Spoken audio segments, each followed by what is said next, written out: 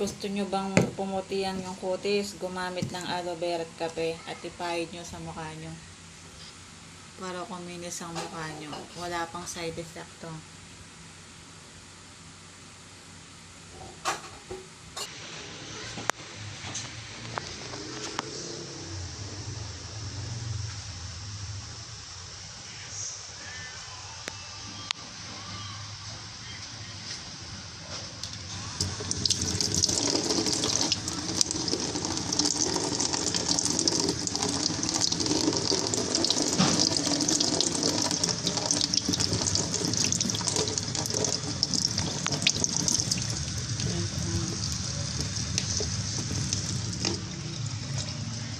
Yun po yung effective po siya.